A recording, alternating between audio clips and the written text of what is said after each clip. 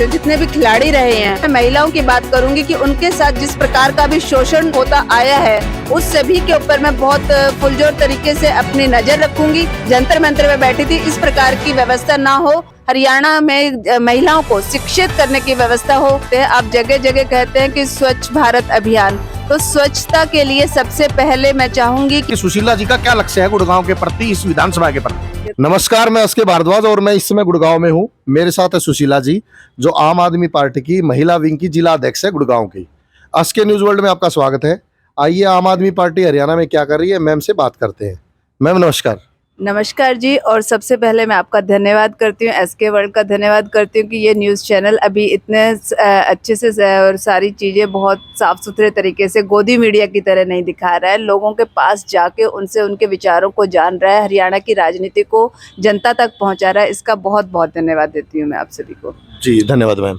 Ma'am Gurgaon के क्या main issues है, जैसे हॉस्पिटल है, जैसे बस स्टैंड अच्छा नहीं बना, तो गुड़गांव के जो इश्यू जो मुद्दे आप उठा रहे हैं वो आप हमारे दर्शकों को बताइए। गुड़गांव में सबसे पहले मैं बता दूं कि एक ही हॉस्पिटल होता था, जो कि अब बिल्कुल वहां से उसको तोड़ दिया गया। एक सिंगल ईंट वहां पे नहीं रखी गई है। इतनी बड़ी आबादी का शहर और सबसे ज़्यादा रेवेन्यू जनरेट करने वाला शहर गुड़गांव शहर है। यहाँ पे स्वास्थ्य सेवाएं जो है वो बिल्कुल ख़त्म हो चुकी है। किसी भी प्रकार की अगर टेस्ट कराने हैं तो दिल्ली भेजा जाता है या अपने पैसों से कराओ। छोटे से छोटे इलाज के लिए आदमी को अपने मकान तक बेचने की नौबत आ जाती है। ऐसी यहाँ की स्वास्थ्य व्यवस्था है। तो यहाँ हर 2 कदम पे आप चल के देखिएगा कि आपको प्राइवेट हॉस्पिटल मिलेंगे, परंतु अगर सरकारी की बात की जाती है तो सरकारी जो हॉस्पिटल है वहाँ पे यहाँ पूरे गुड़गांव में सिर्फ एक हॉस्पिटल है जिसमें किसी भी प्रकार की कोई सुविधाएं नहीं है।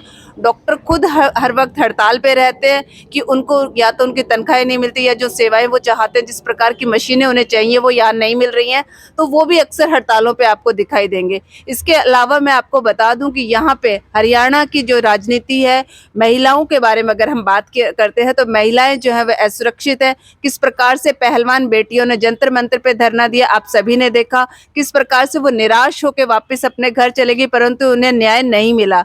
ब्रजभूषण जैसे गुंडा राज यहाँ इस हरियाणा की जो राजनीति में वो घुस चुका है, और आम आदमी पार्टी जो है वो पूरी ताकत के साथ इस भ्रष्टाचार को खत्म करने के लिए दिल्ली में जिस प्रकार से उतरी थी उसी प्रकार से पूरी ताकत के साथ अब हरियाणा में आई है। और आपके चैनल के माध्यम से मैं ये बताना चाहूँगी कि हरियाणा में हम लोग तीसरी जो सरकार जो आम आदमी पार्टी की बनेगी वो हरियाणा से बनेगी। हरियाणा की जनता परिवर्तन चाहती है। किसान भाई किस प्रकार से 1 साल तक सड़कों पे बैठे रहे और उसके बाद वो 3 काले कानून वापस लिए, ये सभी कारण रहेंगे हरियाणा की राजनीति को बदलने के लिए।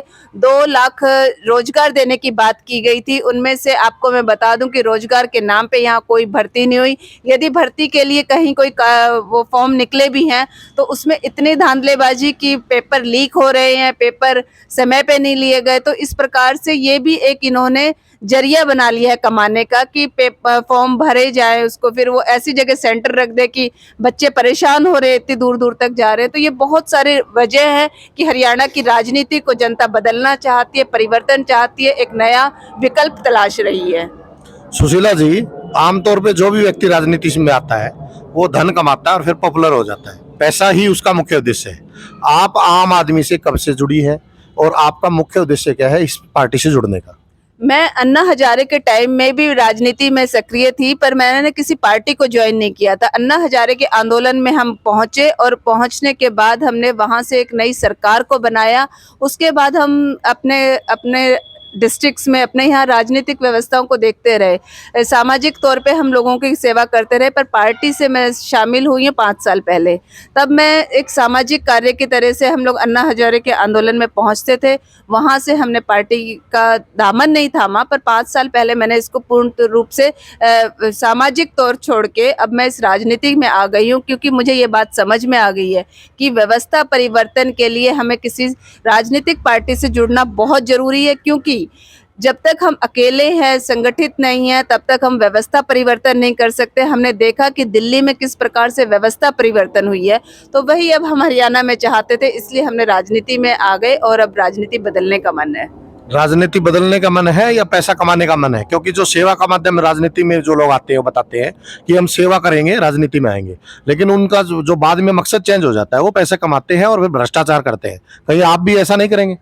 आपको मैं बता दूं, आम आदमी पार्टी का प्रत्येक वॉलेंटियर, जितने भी वॉलेंटियर हैं इस पार्टी में, उनको ये कहा जाता था कि ये तो एक दिल्ली की पार्टी है।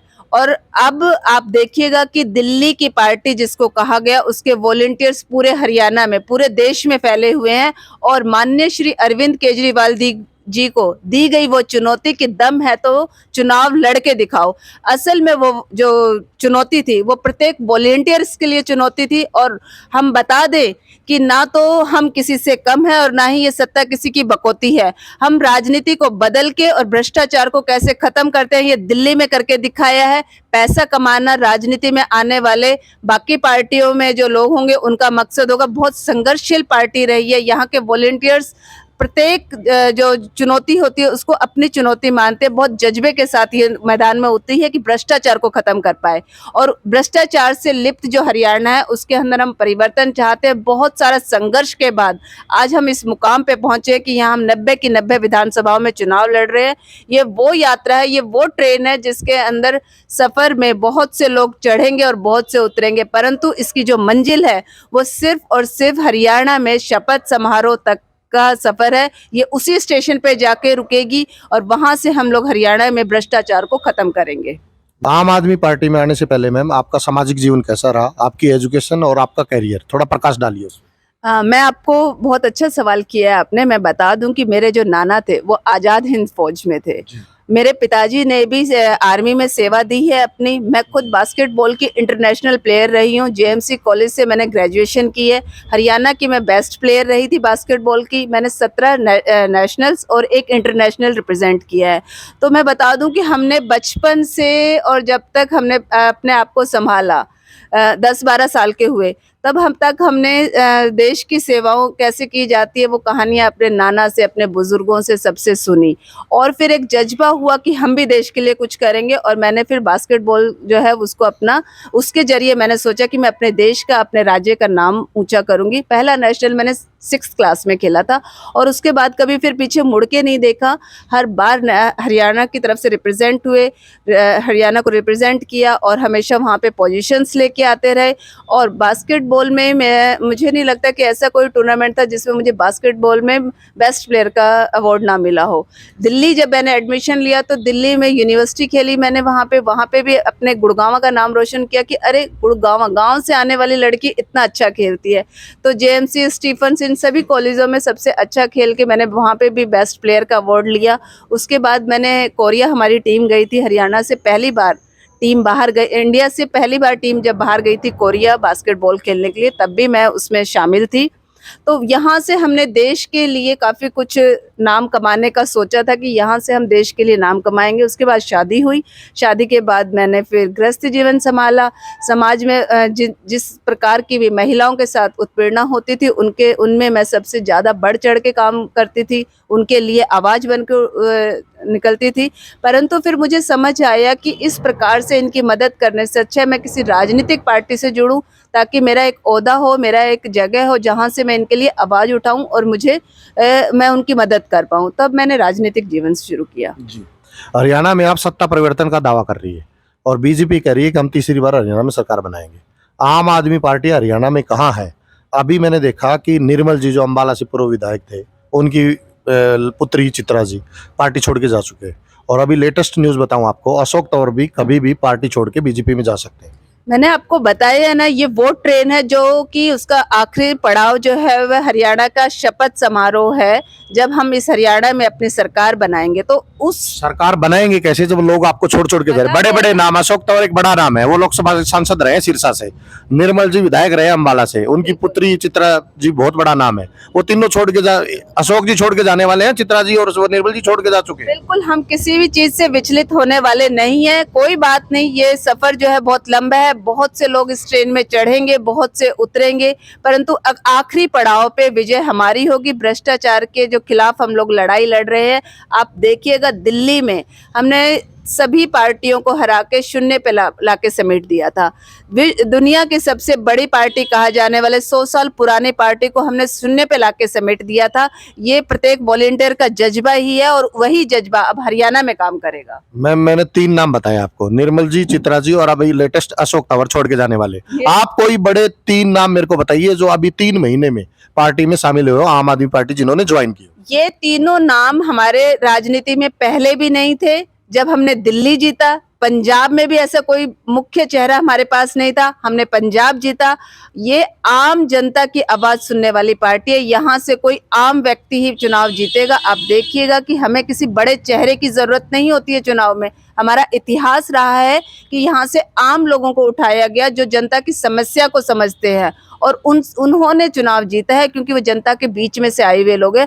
तो हम इन चीजों से विचलित नहीं होते। लोग अपना स्वार्थ देख के कभी इस पार्टी में आएंगे, कभी उसमें जाएंगे, कोई बात नहीं, वो आए थे, आके चले गए, परंतु कार्यकर्ता का किसी का भी मनोबल कोई भी विचलित नहीं हुआ है, कोई फर्क नहीं पड़ता है। बताया ना, ये एक सफर है, इसमें बहुत से लोग जुड़ेंगे, बहुत से मुसाफिर जुड़ेंगे और बहुत से छूटेंगे भी। हमें अपना जो जज्बा है उसको मजबूती से जनता के बीच में लेके पहुंचना है। आम आदमी पार्टी ने राज्यसभा के लिए अभी 3 व्यक्ति को नॉमिनेट किया है, जिसमें संजय सिंह ने जेल से फॉर्म भरा है। तो क्या अब जेल से सत्ता चलेगी? दूसरा, सुशील जो गुप्ता जी है, हरियाणा के प्रभारी है, उनका पत्ता काट दिया है और स्वाति मालीवाल को आगे बढ़ाया गया है। इस बारे में आपका क्या कहना है? देखिए, ये आप लोगों को लगता है कि पत्ता काट दिया गया, मुझे ये लगता है कि उनके ऊपर बहुत बड़ी जिम्मेवारी दी गई है। उन्हें हरियाणा सौंपा गया है कि वो हरियाणा की जनता की आवाज़ सुने और बुलंद तरीके से आवाज़ को उठाएं। तो उनके ऊपर बड़ी जिम्मेवारी सौंपी गई है, बजाय कि राज्यसभा में आवाज़ उठाए। संसद में तो वैसे ही किसी की आवाज़ों को सुनने नहीं दिया जाता है, वैसे ही आवाज़ों को दबा दिया जाता है। अब माननीय श्री सुशील गुप्ता जी जो है वो राज्य जनता के बीच में उतर के बुलंद तरीके से आवाज उठाएंगे। संसद में आवाज उठा के देख लिया है, वहां कोई परिणाम नहीं निकले। अब हम जनता के बीच में आवाज उठाएंगे। अगर आपको कभी भविष्य में टिकट मिलती है और आप विधायक चुनी जाती है, तो आप, सुशीला जी से मेरा ये क्वेश्चन है कि गुड़गांव की पवित्र भूमि से आप क्या कदम उठाएंगे? सेवा, चिकित्सा, एजुकेशन या कुछ और? हमारा वही मेन मुद्दा है। और गुड़गांव में हरियाणा की बात तो अगर मैं ना करूं तो मुझे नहीं पता है, परंतु मैं बता दूं कि हरियाणा का जो हमारा गुड़गांव का जो मेन मुद्दा है वो शिक्षा, स्वास्थ्य, बिजली, पानी, वही जो दिल्ली की मूलभूत जरूरतें थी वही गुड़गांव की जनता को जरूरत है। और उन्हीं मुद्दों पे हम काम करेंगे, क्योंकि यहाँ पे जो हालत है वो हर जगह से। शिक्षा की बात की जाए तो सरकारी स्कूल जो है वो लगभग से बंद हो गए हैं और जो प्राइवेट स्कूल है उनकी फीस इतनी ज्यादा हो गई है कि जो घर का संचालन करते हैं, घर की जो सब देख रेख करते हैं, उस व्यक्ति के ऊपर इतना बोझ है कि अपनी कमाई का 40% वो अपने बच्चे की शिक्षा पे दे रहा है। तो हमारी सरकार बनती है, यदि अगर हम यहाँ से चुन के आते हैं तो हमारा सबसे पहला काम होगा कि हम सरकारी स्कूलों की व्यवस्था ठीक करें, प्राइवेट स्कूलों के ऊपर शिकंजा कसें कि वो हर साल फीस ना बढ़ाएं, और सरकारी जो अस्पताल है वो जो बिल्कुल खत्म हो गया है उसके ऊपर ध्यान देंगे, उसको पूरा करने की कोशिश करेंगे। भ्रष्टाचार जिस प्रकार से नगर निगम में फैला हुआ है, जो मेरे नजदीक लगने वाली शीतला कॉलोनी है, कल भी मैं उसमें होके आई हूँ, आए दिन वहाँ लोगों के मकान टूटते हैं। या तो उस कॉलोनी को सबसे पहले, इस तरह की और भी बहुत सी कॉलोनियाँ हैं जो कि कच्ची है, उनको सबसे पहले या तो पक्का किया जाए। यदि अगर वो पक्का नहीं हो सकती है तो उन जो वहाँ पे जिन्होंने जमीन खरीदी है उनको जो मुआवजा दे के कहीं ना कहीं शिफ्ट किया जाए। सुशीला जी, अगर फ्यूचर में टिकट मिलती है आपको, आप विधायक बनती है, तो आपकी प्राथमिकता क्या होगी? आपकी पार्टी तो काम करती है, सुशीला जी का क्या लक्ष्य है गुड़गांव के प्रति, इस विधानसभा के प्रति? देखो, सबसे पहले तो जो पार्टी जो दिशा निर्देश करेंगी, सबसे प्रथम काम तो वही होंगे। उसके अलावा हरियाणा गुड़गांव की जो आवाज है वो महिलाओं को लेके जो बहुत दबी हुई है, सबसे प्रमुख हम चाहेंगे कि महिलाओं के लिए व्यवस्था की जाए, सुरक्षा का ध्यान रखा जाए। महिला, अगर गर्ल्स कॉलेज की बात की जाए, स्कूल में बात की जाए, तो वहाँ टॉयलेट की आप हालत देखिएगा कि वो इस्तेमाल करने वाले नहीं। पब्लिक टॉयलेट इतने बुरे हाल में है कि वो यूज नहीं कर सकती है महिला। तो इस प्रकार की व्यवस्थाओं को हम बदलने की कोशिश करेंगे और हरियाणा में महिलाओं को शिक्षित करने की व्यवस्था हो, ऐसे हम प्रावधान करेंगे, महिलाएं रोजगार पा पाए, इस प्रकार की व्यवस्था मेरा करने का प्रथम उद्देश्य रहेगा। शौचालय नहीं होता, कई बार विद्यालय में अगर शौचालय नहीं है तो हमारी बच्चियां स्कूल छोड़ देती है। आप महिला हैं और महिलाओं को अच्छी तरह समझती है, बच्चियों को अच्छी तरह समझती है। एक अक्षय कुमार की मूवी आई थी पैडमैन, तो आपने देखा उन्होंने बिना झिझक उस मूवी को प्रमोट किया और लोगों में जागरूकता लेके आई। तो आप महिला होने के नाते इस विषय पे क्या कहना चाहेंगे? इस पे मैं यही कहना चाहूंगी कि आप टॉयलेट्स बनाने की बात करते हैं, आप जगह जगह कहते हैं कि स्वच्छ भारत अभियान, तो स्वच्छता के लिए सबसे पहले मैं चाहूंगी कि महिलाओं को कम से कम अब इस प्रकार की व्यवस्था ना हो कि स्कूल कॉलेज जाने वाले बच्चे अपने घर आके ही फ्रेश हो पाए। तो उसके लिए सबसे पहले टॉयलेट्स वहाँ अच्छे होने चाहिए। दिल्ली के आप सरकारी स्कूल जाके देखिए, उनकी व्यवस्था देखिए, आप देखिए पाओगे कि वहाँ पे किस प्रकार की व्यवस्था है। सर प्राइवेट स्कूल भी फेल है, इतने साफ सुथरे उनके क्लासरूम्स, वॉशरूम्स सब बहुत अच्छे से है। तो मैं चाहूंगी कि यहाँ पे भी मैं वो सब करवा पाऊँ। जी, आपके 3 बड़े नाम, संजय सिंह और आपके एजुकेशन मिनिस्टर मनीष जी, और तीसरा नाम जो आप जानते हैं देवेंद्र जी, वो जेल में है। अरविंद केजरीवाल जी को भी ईडी का नोटिस जा चुका है। अगर अरविंद केजरीवाल को जेल हुई तो आपका अगला कदम क्या रहेगा? हमारे अगला कदम हमारी विचारधारा से जुड़ा हुआ है, अरविंद जी की विचारधारा से जुड़ा हुआ है। जैसे दिल्ली की जनता चाहेंगी उसी प्रकार से हम लोग आगे का कार्य करेंगे। दिल्ली की जनता के बीच में आतिशी जी पहुंच चुकी है, वो दिल्ली की जनता से जवाब मांग रही है कि सरकार जेल से चलाए कि बाहर किसी को सौंपा जाए। तो जैसा दिल्ली की जनता चाहेगी, जो वो इकट्ठा जो हमारा जो चुनाव होगा, जो मतलब वोट्स डल रही हैं, तो अगर जनता चाहती है कि जेल से सरकार चले तो जेल से चलेगी, और चाहेंगे कि बाहर किसी को बना जाए तो वहीं से होगा। और हमारे जो विचारधारा है शिक्षा, स्वास्थ्य, बिजली, पानी, उस पे हम लोग वैसे ही काम करेंगे। क्या फर्क पड़ता है, इन लोगों को लगता था शिक्षा, स्वास्थ्य, बिजली, पानी इनके लिए जो हमारे सबसे पहले सत्येंद्र जैन थे स्वास्थ्य मंत्री, उनको अंदर कर दिया, शिक्षा मंत्री उनको अंदर कर दिया, परंतु अभी भी सरकारी स्कूल और जो है हॉस्पिटल्स है वो बहुत अच्छे चल रहे हैं, मोहल्ला क्लिनिक बहुत अच्छे से चल रहे हैं। ये एक गुरु मंत्र था जो कि वो वहां से भी दे सकते हैं लोगों को। तो सारे काम अभी भी वैसे के वैसे ही चल रहे हैं। शिक्षा मंत्री के जाने से कौन सी शिक्षा खत्म हो गई? सुशीला जी, आप बास्केटबॉल की इंटरनेशनल खिलाड़ी रही हैं, आप बहुत मेधावी खिलाड़ी थी। खिलाड़ियों को आप कैसे प्रमोट करेंगे, क्या सुविधाएं देंगे हरियाणा में अगर आपकी सरकार बनती है तो? मैं आपको बता दूं कि जो जितने भी खिलाड़ी रहे हैं उन महिलाओं के साथ, स्पेशल मैं महिलाओं की बात करूंगी कि उनके साथ जिस प्रकार का भी शोषण होता है या होता आया है, उस सभी के ऊपर मैं बहुत फुलजोर तरीके से अपनी नजर रखूंगी और चाहूंगी कि इस प्रकार के शोषण हरियाणा की महिलाओं के साथ ना हो। हरियाणा जो बेटियां भी बैठी थी यहाँ पे जंतर मंतर में बैठी थी, इस प्रकार की व्यवस्था ना हो।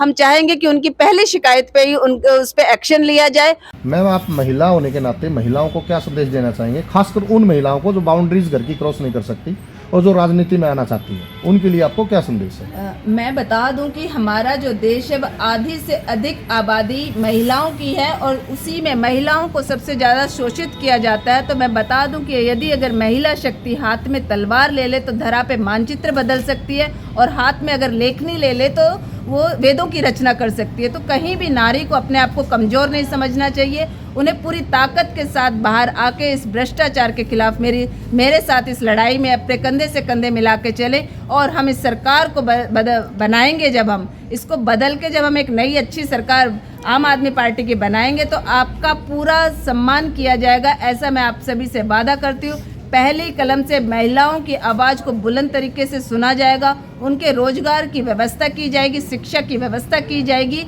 और दबी कुचली जितनी भी हमारी माताएं बहनें जो चार दीवारी के अंदर हैं, मैं उन सभी से अनुरोध करती हूँ कि आप अपने आप को कहीं से भी कमज़ोर ना समझे। आपकी बहन सुशीला कटारिया आपके साथ हर वक्त रहेगी। ये थी एक मजबूत आवाज़ और दबंग आवाज़। देखा आपने सुशीला जी ने कैसे बेबाक तरीके से हमारे क्वेश्चन का जवाब दिया, सभी सवालों को उन्होंने अच्छे से जवाब दिए। और सुशीला जी कह रही है कि अगर मैं विधानसभा के लिए चुनती हूँ, अगर ऐसा हुआ कि मैं विधानसभा के लिए गुड़गांव से चुनी जाती हूँ, तो सबसे पहले महिलाओं के हक की आवाज़ उठाऊंगी, पहली कलम से कॉलोनी को पक्का करूँगी, और जो हमारी बच्चियां हैं शिक्षा छोड़ देती है अधूरी, उनको शिक्षा में मदद करूंगी। और खासकर ये इंटरनेशनल खिलाड़ी रही है, पूरे खिलाड़ियों को प्रमोट करेंगी। यौन जो शोषण जैसे गंभीर मामले जो अभी देखने को मिलते थे आपको, साक्षी मलिक वाला मुद्दा उन्होंने उठाया था, तो उनके बारे में गंभीरता से विचार करेंगे। आज के न्यूज़ वर्ल्ड देखने के लिए आपका बहुत बहुत धन्यवाद।